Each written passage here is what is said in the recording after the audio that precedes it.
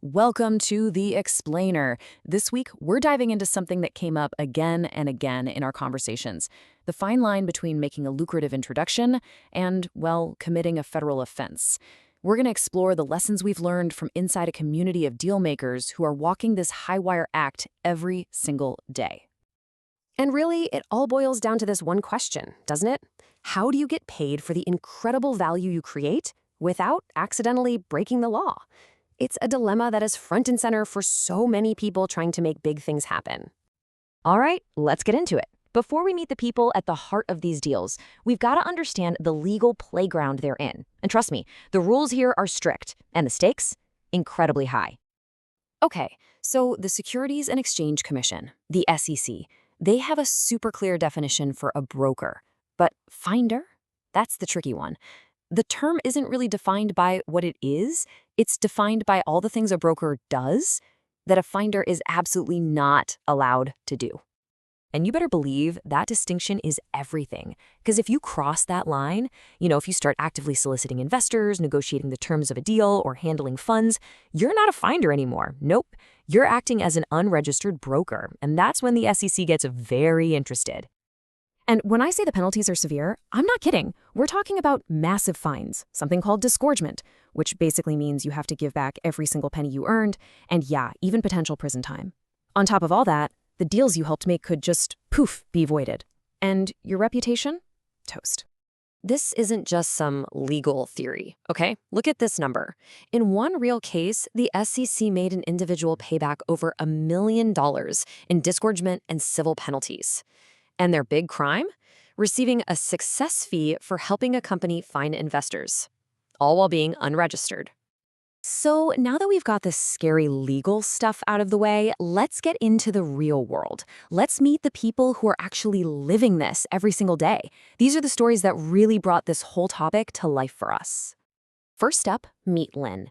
This guy, after 3 failed attempts to connect with Chevron, he finally lands the meeting to talk about his innovative oil-water separation technology. I mean, he's standing right on the edge of a massive opportunity, and you can just feel the pressure, right? And then there's Bryant. Talk about a wild project. He's been tapped by a group of very wealthy, very connected, to assemble a world-class team to build a decentralized quantum computing network, a project with absolutely massive implications. And finally, we've got Damien. He's a project management coach, and he's facing that classic problem. He's struggling to find quality leads, get them on the phone, and, the hardest part, actually close the deal. He's trying to find that sweet spot. So as we listen to these stories, this one clear pattern just kept popping up: the struggle to structure a deal that is both fair and legal. How do you get paid for your hard work without being classified as an unregistered broker? This right here, this is the crux of the issue. The SEC is absolutely laser-focused on what they call transaction-based compensation.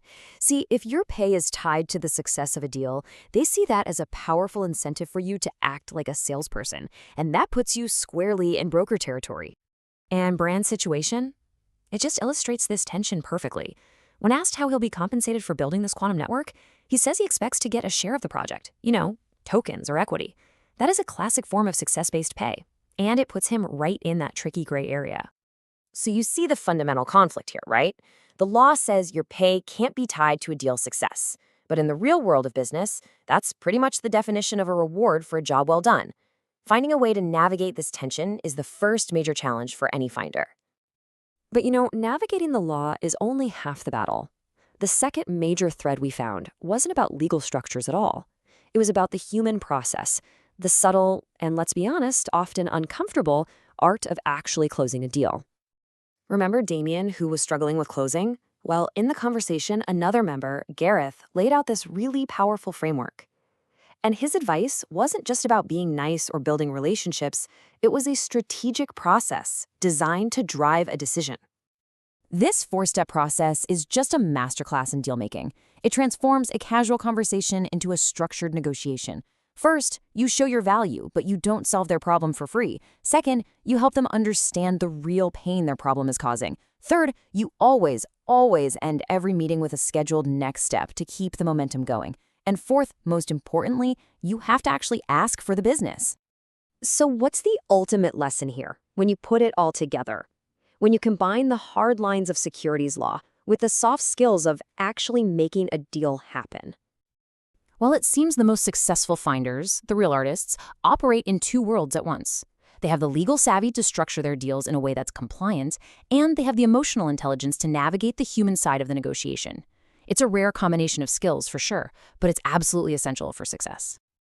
And so that's the question we want to leave you with. As you go out and build your own deals, when you make that next big introduction, what is the one small change you can make to protect yourself legally while still ensuring you're valued fairly for the incredible work you do? It's something to think about.